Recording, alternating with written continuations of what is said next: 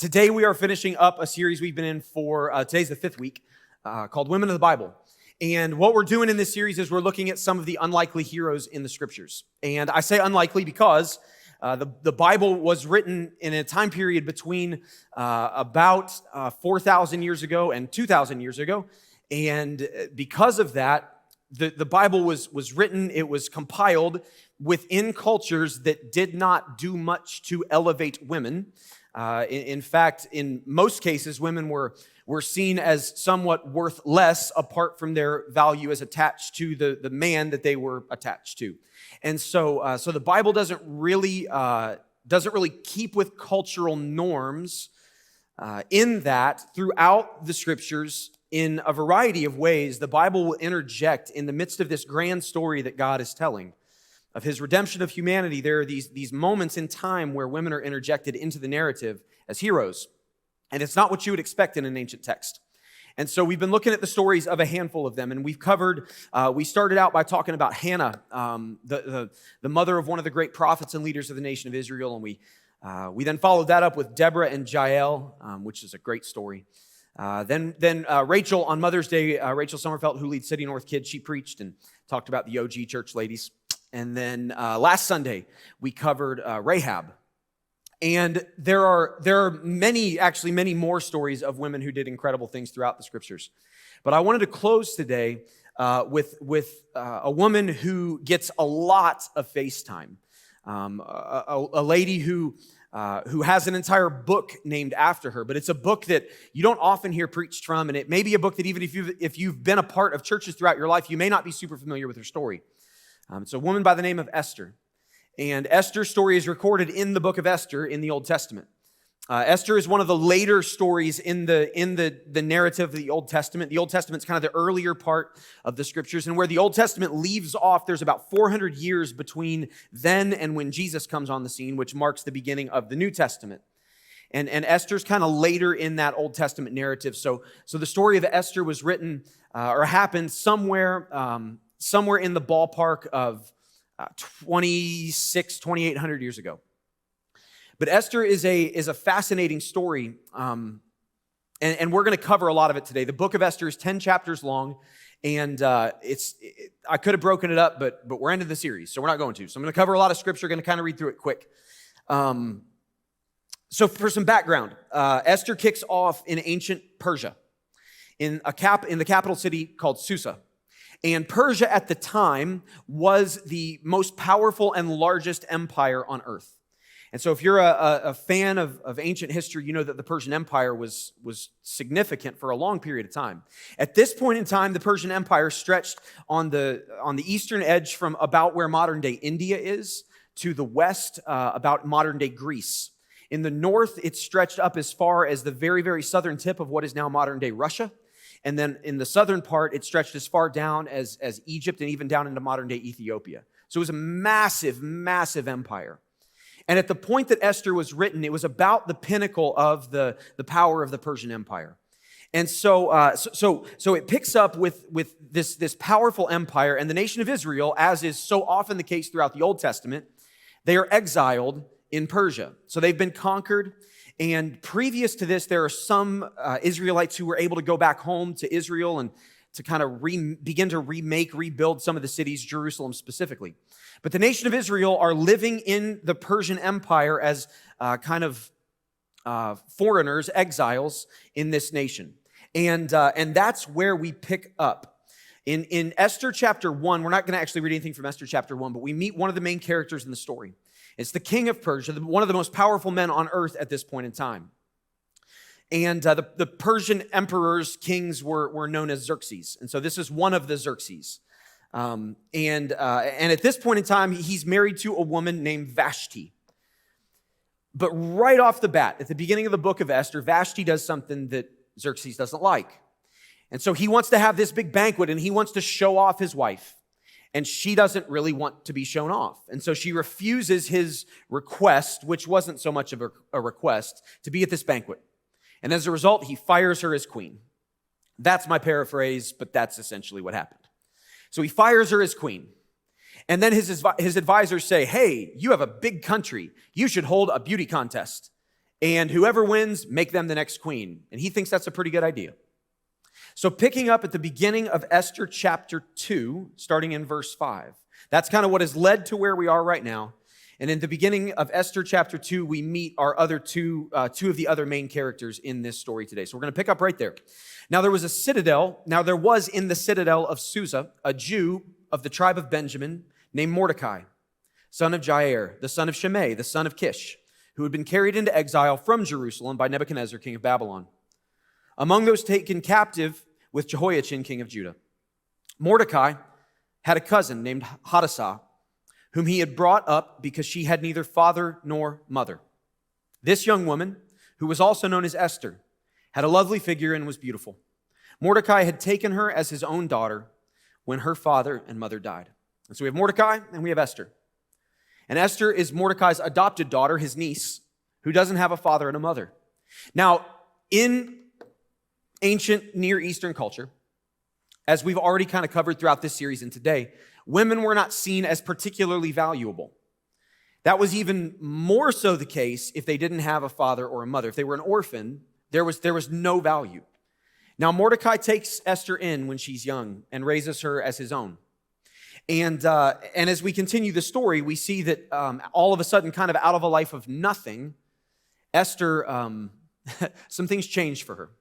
So when the king's order and edict had been proclaimed, many young women were brought to the citadel of Susa and put under the care of Hegai. Esther was also taken to the king's palace and entrusted to Hegai, who was in charge of the harem. She pleased him and won his favor. Immediately, he provided her with beauty treatments and special food. He assigned to her 7 female attendants selected from the king's palace and moved her and her attendants into the best place in the harem. So here's what's happening, because there's a lot of words we don't use in everyday conversation. What's happening at this point in time is there's a beauty contest that's put on. Esther comes in, and there's kind of rounds. So think American Idol beauty contest, right? So there's a variety of rounds, I guess. And as people move through the rounds, they kind of move up in rank until eventually someone is selected. And Esther has impressed the king. And so as Esther joins this like upper echelon of the harem, which is, well, you can look that word up if you don't know. As Esther joins this upper echelon, she's moving up in the beauty pageant. And the king begins to give beauty treatments and to provide special food. This was normal. This might sound a little bit odd, but it was normal in Persian culture for the king's special ladies to receive this sort of treatment. It meant that the king's favor was on them. And so Esther is at a place now where she is kind of moving through the ranks. She's getting closer and closer and closer to winning this contest. But there's an important thing that we find out in the midst of the narrative, which is that Esther at no point in time divulges to the king that she is an Israelite, that she's a Jew. Mordecai has told her, listen, he's not going to like it, so don't tell anybody. Just keep it to yourself. Nobody will know the difference. And she does. As we pick up the narrative again, starting in verse 17, we find out that Esther has not just won the eye of the king, she's like really won the eye of the king.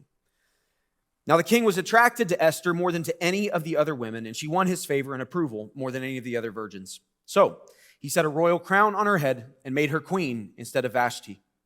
And the king gave a great banquet, Esther's banquet, for all his nobles and officials. He proclaimed a holiday throughout the provinces and distributed gifts with royal liberality. So Esther, the orphan child living in exile in Persia, now is the queen of the most powerful empire on earth. It's an interesting rise because it doesn't happen in the way some others do throughout the scriptures. She's just really good looking.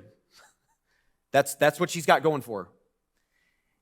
And as a result of that, she's elevated to the highest position, aside from the king, in the entire country. Now, this gains Mordecai a little bit of access, just a little tiny bit. And because of what's happening, and Mordecai's kind of hanging around, I mean, think about, my goodness, this would be, I have a daughter, I have an 8-year-old daughter. I mean, I'd be right there watching. What are we doing? What's going on inside? Mordecai, what happens is as this is happening and as Esther becomes the queen, Mordecai's kind of hanging out outside the palace. He can't go in, But he's hanging out outside the palace. And as he does, he hears something, he overhears something that becomes a really, really big deal moving forward. When the virgins were assembled a second time, Mordecai was sitting at the king's gate. But Esther had kept secret her family background and nationality, just as Mordecai had told her to do, for she continued to follow Mordecai's instructions as she had done when he was bringing her up. During the time Mordecai was sitting at the king's gate, Bigthana and Teresh, two of the king's officers who guarded the doorway, became angry, and they conspired to assassinate King Xerxes. But Mordecai found out about the plot, and he told Queen Esther, who in turn reported it to the king, giving credit to Mordecai. And when the report was investigated and found to be true, the two officials were impaled on poles. This becomes a theme later on. All this was recorded in the book of the annals in the presence of the king. So again, let's pause. We have Mordecai, a Jewish man living in exile in the Persian capital city of Susa, adopts a little girl, his niece, named Esther. Esther has won a beauty contest, and she becomes the queen of Persia. Mordecai overhears an assassination plot, tells Esther. Esther tells Xerxes. They investigate. They find it to be true. And now Mordecai's heroic deed in finding out about this murder plot, this assassination plot, is recorded in the history books of the Persians, of the king. If you want to have anybody who owes you one, it's probably the king. And that's going to come back later on in an important way. But as the story continues, immediately following this, we find out Esther and Mordecai are essentially national heroes. But as great as things are in this moment, as with any good story, there's got to be some kind of conflict, right? There's got to be something in the plot where there's some conflict. And so immediately following this, we find out that things turn fairly quickly. Starting at Esther chapter 3, we meet our last major character in this story. Esther chapter 3, verse 1. After these events, King Xerxes honored Haman, son of Hammedatha the Agagite, elevating him and giving him a seat of high honor, of honor higher than that of all the other nobles. All the royal officials at the king's gate knelt down and paid honor to Haman, for the king had commanded this concerning him. But Mordecai wouldn't kneel down, wouldn't pay him honor. This is an interesting moment in the story. The Bible does this thing sometimes that can be very infuriating, but it's purposeful, where it doesn't give all the detail that we expect it should. And so as you read that, you might immediately think, well, why wouldn't Mordecai just give him honor? I don't know. The scriptures don't tell us. The narrative is completely silent on this. Now, one of the things that the biblical writers do is they sort of do this hyperlinking thing, where in one section of a text they'll say this thing that in the reader's mind is supposed to link back to something else that has happened, or forward even at times to something else that has happened. It's a really fascinating way of writing. And I don't know for sure if this is what's happening in this case, but when I read this, my mind immediately goes to the story of a man named Daniel.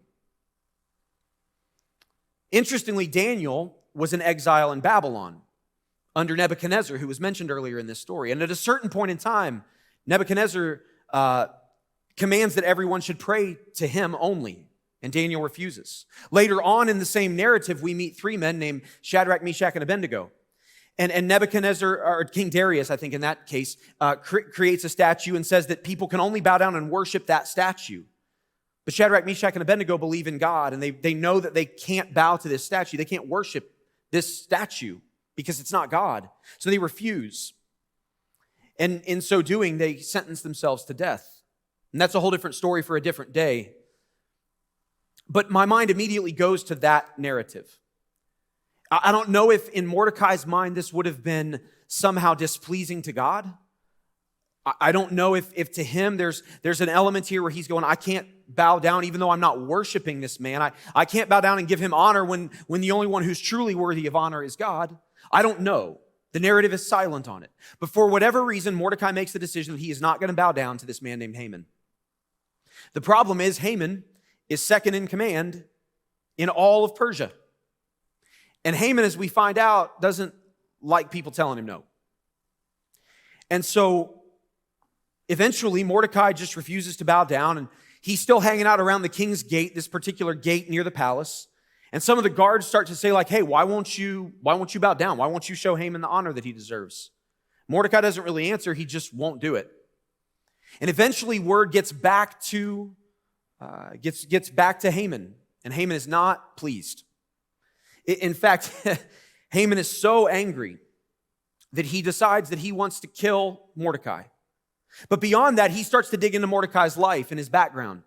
And he finds out that Mordecai is an Israelite. He's a Jew. He's a foreigner. He's not Persian. And Haman, as so many people throughout history have done, decided those Jews aren't worth living. And so I want to get rid of them, all of them. And he goes to the king with a plan. He says, King, we've got these people that are living in exiles in our land, and they're just dangerous. They don't do what we tell them to do. They don't seem to care what our orders are. So I think we should kill them all. And then to sweeten the pot, Haman says, if you do, I'll give you a bunch of money. Well, kings like money. So the king says, sure, sounds good. And issues an edict, issues an official ruling that on a certain day at a certain time, all of the Israelites in all of the Persian Empire are going to be killed. Now, this effectively would have been genocide because the Persian Empire, again, I described the size at this particular point in time. This would have been basically all of the areas that the Israelites lived on earth at this moment in history. So this edict goes out. And Mordecai is heartbroken, as you might imagine. It's interesting, too, that, things operated so differently, I suppose, but the king gives this order, and everybody knows that it's coming. But the Jews had so little power, the Israelites had so little power that there was nothing they could do. They were dead. And so as we continue the narrative, we find out that Mordecai is he's devastated by this news, and he sends word to Esther. And he says, hey, you got to go talk to the king. He really, really, really likes you. And if you kind of finally divulge this information, if you finally tell him who you are, maybe we've got a chance. Maybe he will spare us. But if you don't, our people are dead. And that's where we pick the story back up, starting in Esther chapter 4. Esther sends word back that she's not sure this is a good idea. And when Esther's words were reported to Mordecai, he sent back this answer. So she says to him, I don't think this is a good idea. There's these rules where I can't just approach the king. If I approach the king and he doesn't accept me, he'll kill me. And by the way, he has a track record of killing queens. So when Esther's words were reported back to Mordecai, he sent back this answer. Do not think that because you are in the king's house, you alone of all the Jews will escape. For if you remain silent at this time, relief and deliverance for the Jews will arise from another place. But you and your father's family will perish. And who knows but that you have come to your royal position for such a time as this. In other words, in Mordecai's mind, Mordecai looks at this and he goes, listen, you need to go do something about this. But if you don't, deliverance is going to happen. It's just going to come from somewhere else. And who knows, I love the perspective that Mordecai has in this moment. He looks at the situation and he says, maybe, what if this is the very reason that God put you in the position that he put you in? What if the reason that you are the queen is for this moment in history right now? And then Esther replies in what, frankly, I think is one of the most powerful statements in all of the scriptures. Esther sent this reply to Mordecai. Go, gather all the Jews who are in Susa and fast for me. Do not eat or drink for 3 days, night or day. I and my attendants will fast as you do. When this is done, I will go to the king, even though it is against the law. And if I perish, I perish. Now, again, the similarities in this story and the story from the book of Daniel of Shadrach, Meshach, and Abednego are just remarkable. In that story, we have these 3 men who refuse to bow down to this statue, and the king comes to them and he's like, look, you bow down or you die. And they say, here's the deal. Our God, he will deliver us. But even if he won't, we still won't bow. The courage, the confidence for Esther in this moment to say, I will go to the king, and if I perish, I perish. It's remarkable. I mean, it's so easy to read the Bible and try to maybe put yourself in the place of some of these people and think, oh, I would do that. I mean, would you? I've never had to stand before a king and tell him no. It's like people died when they did that. It's not what you do. But Esther has extreme courage. She has extreme faith. We see the faith of Mordecai in his statement. Deliverance will come. Deliverance will come. It's going to. We have all these stories throughout our ancestry of God providing, God providing, God providing, God. God is not done with us now. God didn't bring us this far just to be like, well, I guess we're done now. Deliverance will come. And maybe it's just for a time as this. I can't help but think that the faith and the confidence and the courage that Esther has, she has because of who raised her. So, remember, Haman is second in the kingdom. Haman is more highly honored than anyone else. And Esther in this moment is going to have to go to the king and not only identify her heritage, but she's going to have to confront Haman in the process. And so what happens is Mordecai sends out word and the Jews gather just as Esther has asked. They fast for 3 days, and then Esther goes to the king. Again, this is illegal, but she goes to the king. The king holds out his scepter, which was the sign that he accepted her, which is great. And she goes, and the king says, hey, what do you want? Anything, ask me, and it's yours. And Esther says, I want you to come to a banquet. Will you come to a party? And by the way, when you come to the party, bring Haman with you. And the king's like, okay. So the next day they have a party. They have a banquet. The king comes and Haman comes and Mordecai is there. And the king in the middle of the banquet says, hey, what do you want? What is it that you wanted to talk to me about? And she says, I want you to come to another party tomorrow. I'll tell you then. Come to another party. But after the first party, Haman's rage has slowly been growing. It's slowly been building. And as we pick up in Esther chapter 7, we see, sorry, I skipped over a section here. As we pick up back in Esther chapter, oh my goodness, I'm so sorry. I completely lost myself. I was into the story. Here we go. There's the first banquet, and she makes a request for a second banquet the next day. The problem is that Haman sees Mordecai at the party, and then on his way out, he sees Mordecai again. And Haman's rage is building. Go pull that down. I'm getting there. Haman's rage is building. It's building, and he sees Mordecai. And he decides, I'm done with this guy. I'm done. And so he erects a pole in his yard to impale Mordecai on. And he decides, tomorrow morning, I'm going to the king. And I'm telling the king, I'm done with this Mordecai guy. I'm going to kill him today. I want to impale him today. And so he goes the next morning and he approaches the king. And the king says, oh, hey, I'm glad you're here. I was trying to sleep last night and I couldn't sleep. And so I told my servants to come and to read the annals of the king to me, like read all my stories to me. I mean, if you're the king, that's a pretty cool gig. If you remember, there was a story that was written down in the annals of the king. It was of the time that Mordecai discovered the assassination plot. Well, the king had forgotten all about this. And so as the records of the kingdom are being read, the king is reminded of what Mordecai had done. And he has this moment where he goes, oh man, we never honored Mordecai. We should honor him. And so Haman comes and the king says, oh, I'm glad you're here. I couldn't sleep. And we were reading this and there's this guy that we didn't honor that we should have honored. What would you do for someone who just did the most amazing thing, like the most faithful, honorable? What would you do to honor this person? Well, Haman thinks that the king's talking about him. And so he launches into this huge, I would throw this and there'd be a parade through town and there'd be all this extravagance and oh man, it'd be amazing. And the king says, great, that sounds amazing. There's a guy named Mordecai and I need you to go throw that party for him. And I can only imagine what Haman must be thinking because at this point, his hands are tied. He can't do anything. And so Haman goes and he throws this citywide party for Mordecai. Meanwhile, Esther's preparing for the second banquet. Now we're back to where I was. Esther's preparing for the second banquet. And as the day goes on, eventually it gets to be close to dinner time and Haman and the king return for banquet number 2. And the king gets up in the middle of the banquet and says, Esther, again, why did you want to do this? You tell me anything you want. Even if it was up to half the kingdom, you tell me and it's yours.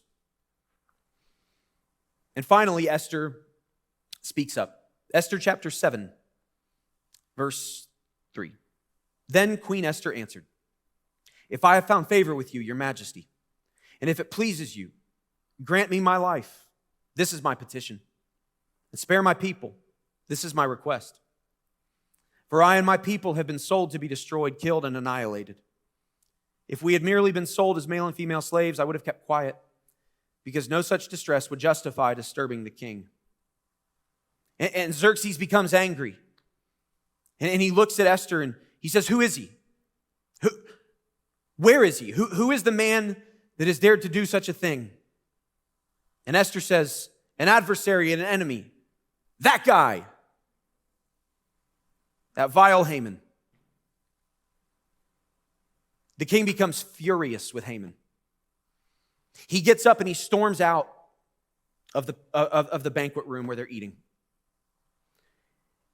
And Haman, clearly Haman he's wise, he's politically savvy, let's say that. Haman sees the writing on the wall. He recognizes that the response of the king is not the response of a king who is going to say, it's not that big of a deal. And so Haman stays behind as the king leaves, and he looks at Esther and he begins to plead with Esther for his life. And the story isn't exactly clear on how this goes down, but somehow or another, he gets real close to her. And about that same time, the king walks back in the room.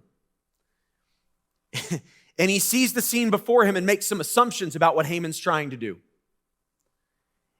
And he says,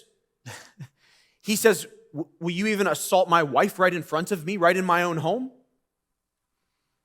And then he says, we've got to do something. And one of the servants says, hey, Haman had a pole built to impale Mordecai. And the king says, well, impale him instead. And so immediately the guards come, and I'm skipping ahead again. I'm so into this story. It's right here, Esther chapter 7, verse 9. Then Harbona, one of the eunuchs attending the king, said, a pole reaching to the height of 50 cubits stands by Haman's house. He had it set up for Mordecai, who spoke up to help the king. Clearly, Harbona had some beef with Haman. The king said, impale him on it. So they impaled Haman on the pole he had set up for Mordecai. Then the king's fury subsided. Now, Haman is gone. The roles have been completely reversed. But there's still a problem, which is that by Persian law, the king could not reverse an edict that had already been issued. And so all of this doesn't change the fact that there is now an order for the life of every Israelite, every Jew living in the Persian Empire. And so Mordecai and Esther go to the king. They come up with a plan, and they go to the king, and they pitch it, and the king likes it. And essentially what happens is they say, hey, issue another edict, this time saying that the Jews can fight back, that they can band together, that they can essentially organize, and they can fight back if anybody comes to try to kill them. And the king likes the plan. And so he does. He issues the edict. And everywhere, the scriptures say that the Israelites everywhere throughout the Persian Empire, they celebrate. And Mordecai is elevated to a seat beside the king.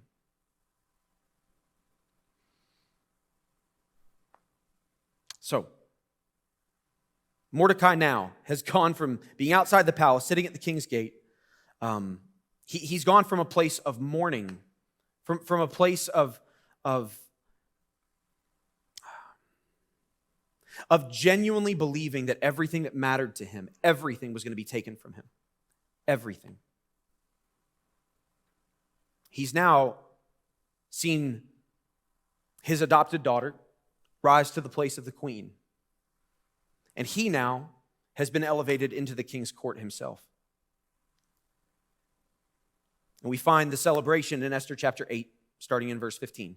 When Mordecai left the king's presence, he was wearing royal garments of blue and white, a large crown of gold, and a purple robe of fine linen. And the city of Susa held a joyous celebration. For the Jews, it was a time of happiness and joy, gladness and honor. In every province and in every city to which the edict of the king came, there was joy and gladness among the Jews, with feasting and celebrating. And many people of other nationalities became Jews because fear of the Jews had seized them. To be clear, that word fear is used a lot in the Old Testament, and it evokes a little bit of a different image than the word as it is intended in this context. It evokes a bit of a different image in our culture. You can think of that word fear as an utmost level of respect. There is an element of fear in it, but it's an element of fear from I don't know how this even happened, but clearly God is with them. Clearly, there are things that they're capable of that we don't understand. So, the day comes. In Esther chapter 9, the day of the genocide comes, and the Jews triumph. They destroy Haman's family, and there are some other Persian officials who were still in on the plot and decided that they wanted to carry it out, and they were all destroyed. And then on another day, they go back and they get permission to go out and hunt down anybody else who was a part of this. And they do. And Esther and Mordecai establish a new decree. There's a new 2-day Jewish holiday called Purim to commemorate their deliverance from destruction. And so now the Persian Empire has a Jewish holiday as a part of their annual celebrations. And then as the story concludes, Mordecai not only has gained his way into the king's court, but we find in Esther chapter 10, Mordecai the Jew was second in rank to King Xerxes, preeminent among the Jews, and held in high esteem by his many fellow Jews because he worked for the good of his people and spoke up for the welfare of all the Jews. And so Mordecai now has taken the seat. He took his pole and he took his seat. He now takes the position that Haman once occupied in the king's court as second in command. So what do we learn from this? There's as with any story in the Bible, there's probably a lot of different ways that you can go. There's a lot of different things that you can pull out of it. We could talk about faith. We could certainly talk about courage. I mean, Esther displayed an incredible amount of courage throughout this story. We could talk about faith. We could talk about trust in God and his promises, which we've talked about a lot throughout this series. Those would all be true. But sometimes I think we make the mistake when we look at the scriptures of trying too much to find our personal application. And listen, I'm all about practical, personal application to stuff. But sometimes I think we look too much for personal, practical application when that's not what the story is often trying to communicate. What I mean by that is that maybe if you've been in church throughout much of your life, you might have heard there's an acronym that some people use for Bible, basic instructions before leaving earth, which maybe you like that particular acronym, so I won't be too hard on it. But it's not especially accurate as to what the Bible's trying to do. And sometimes I think we have this approach where we look at stories and go, okay, what do I need to learn? What do I need to take? What do I need to apply? And now what do I need to do in my life? But often what the Bible is trying to do is actually just show us who God is. The story's not primarily about us. It's not primarily about what we do as a result of it. That's certainly there. That's an element. Please don't misunderstand. But it's not primarily about us getting instructions. It's primarily about us learning who God is, about how he operates in the world, about his goodness and his faithfulness, about his never-ending compassion and mercy. And in particular, in this story, it's about the way that he elevates those who are lowly into positions of power and honor. There's a theme all throughout the scriptures, starting at the very, very beginning, all throughout the scriptures, of God elevating, using those who come from and are nothing to bring shame to those who are in power.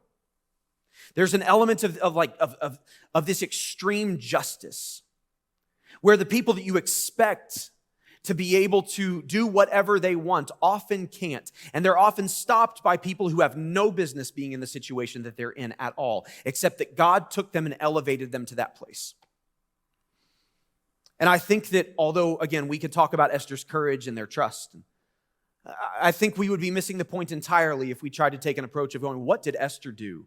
Because you know what else Esther did? She also helped put forth the edict to go slaughter everybody that was a part of, Esther was not she wasn't very perfect. We're going to have to do some cherry picking if we're going to say, what did she do? And we should be like Esther. And so I think instead what we should do is we should look to God in this story. I think we should look and say, who is God? Who is he? And to bring the series full circle, I started in the very first week by talking about Hannah. And there was a prayer that Hannah prayed. It's without going into all the backstory, when Hannah took her son to the temple, she prayed a prayer of thanks to God. And it's a very long prayer. I read part of it. But there's actually a portion of the prayer that Hannah prayed that day, many, many years before Esther lived, that speaks to the character of God in a way that is uncanny in this story. In 1 Samuel chapter 2, Hannah spoke these words about God. He raises the poor from the dust and lifts the needy from the ash heap. He seats them with princes, and he has them inherit a throne of honor. For the foundations of the earth are the Lord's. On them he has set the world. He raises the poor from the dust and lifts the needy from the ash heap. There was actually a scripture that I skipped that's in your notes and from Esther chapter 4, verse 1. And this is immediately following the edict of the king. Immediately following the edict of the king, when all of the nation is in turmoil, we find Mordecai at the king's gate again. And this is what it says. When Mordecai learned of all that had been done, he tore his clothes. He put on sackcloth and ashes and went out into the city wailing loudly and bitterly. Sackcloth and ashes is a phrase that's used throughout the scriptures at times. It was a Jewish customary way of mourning. You would literally put on these clothes that were like dirty and you would cover yourself in ash. And the idea was that you were taking on the persona of a dead thing. I'm going to read Hannah's words one more time. And I want you to have in your mind the image of Mordecai covered in ashes. He raises the poor from the dust and lifts the needy from the ash heap.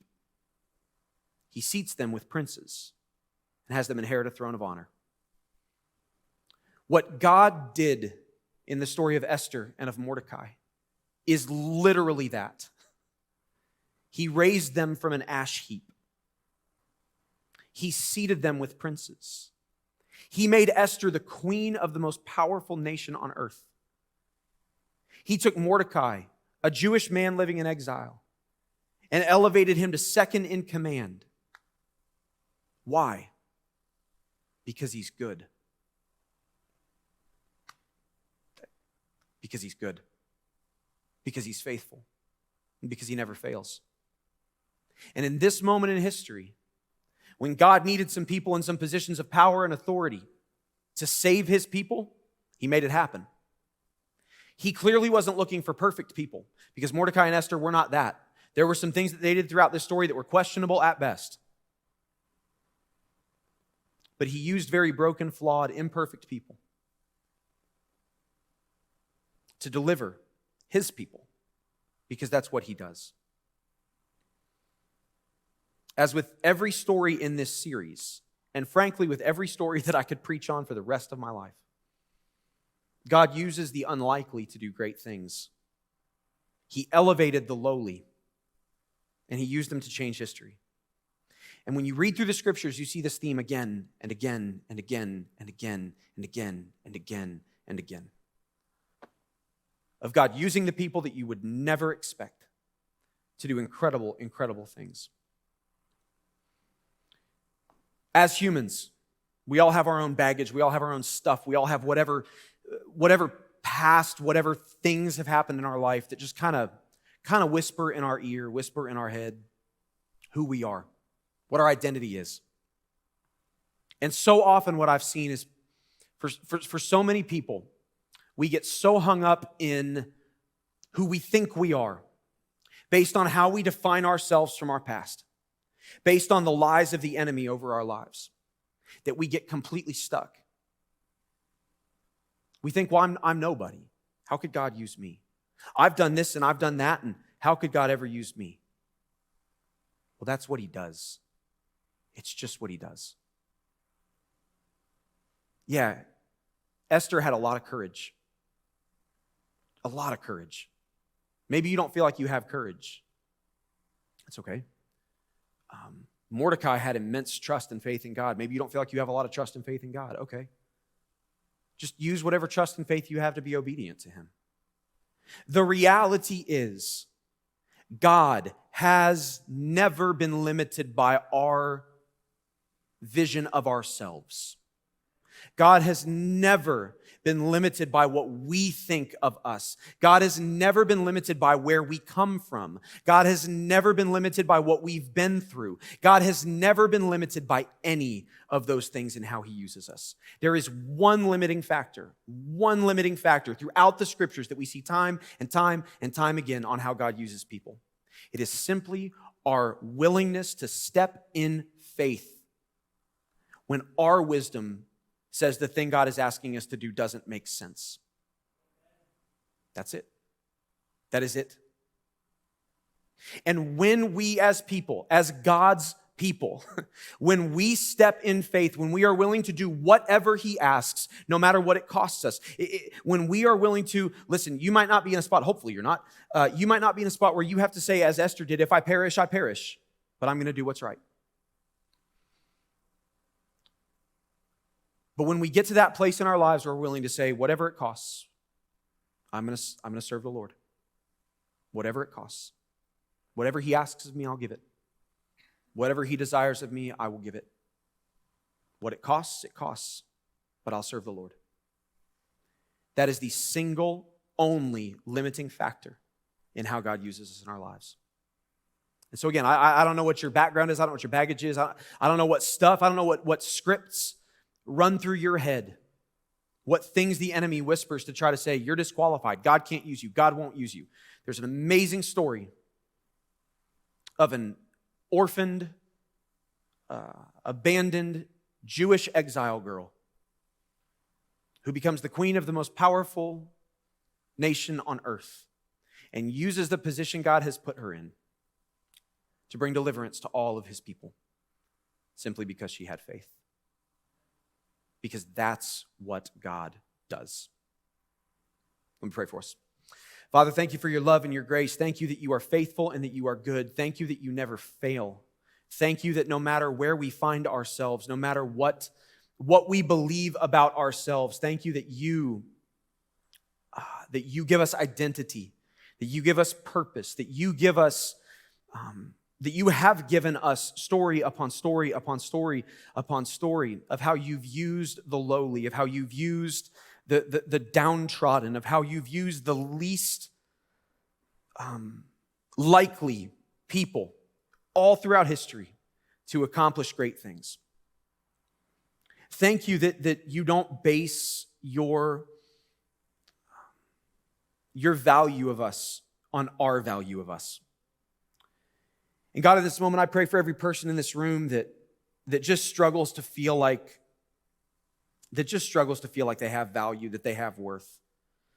Father, I pray that the truth of your word would break through the lies, the scripts, the things that we believe about ourselves. Father, I pray that you would show us in a very real and in a very powerful way that somehow the truth of your word that tells us that our value is found in you, our worth is found in you, our purpose is found in you, all of who we are is found in you alone. Father, I pray that you would help that truth to sink deep into our hearts today. That you would help us all to become people who live out surrender, day in, day out, moment by moment. Not trusting in our own wisdom, but as your word tells us, learning to live in your wisdom, not our own. And that as we do, you would begin to show us time and time again, as you have for so many of your people down through the generations. That you would begin to show us, to prove to us, through your faithfulness, through your goodness, that you are with us. That when you ask us to step, even if we have no idea why, that you are always working out something far better than we could ever possibly imagine. And so, Father, give us confidence in you. Remind us of the moments when you have been with us. Remind us of the ways that you have never failed us. You've never left us. And help us to learn to live out faith in a deeper and deeper way every day. Before we finish up, I want to give an opportunity. Maybe you're here today and maybe you've never made a decision to trust God. Maybe you believe in God, but you've just never said, I don't want to control life anymore. I want to give control over to God because I'm not very good at it. And I need somebody to save me. Faith in Jesus isn't about religious stuff that we attach to it. It's not about church attendance. It's not about any of that kind of stuff. It's simply about a person coming to a place where they recognize, I need somebody to save me because I can't save myself. The scripture teaches that if we believe in our heart that Jesus was raised from the dead, and if we speak with our mouth that he is Lord, in other words, that he's in control, that he saves us. That's all it takes. Belief in our heart that he was raised from the dead, and speaking with our mouth that he's the boss. And so if you're here today and you've never made a decision to give control of your life over to God, to surrender, that's kind of a key idea, to surrender to God, I want to give you that chance right now. So what we're going to do in a moment is we're going to say a simple prayer of faith and confession out loud together. We do this every week, and if you would join me in it, that'd be great. And if you want to make that decision today to say, I am where I am right now, but something's got to change. I need to surrender to God. I need to give him control. Then just simply pray this prayer along with us, and God will hear from heaven. He knows your heart. He knows where you are, and he'll save you in this moment. So if that's you today, just join us. Simply say, Jesus, I believe in you. I believe you died on the cross, and I believe you rose from the dead. So today I surrender to you. I give you control of my life. Lead me and guide me. Show me the paths to take. It's in the mighty name of Jesus today we pray. Amen.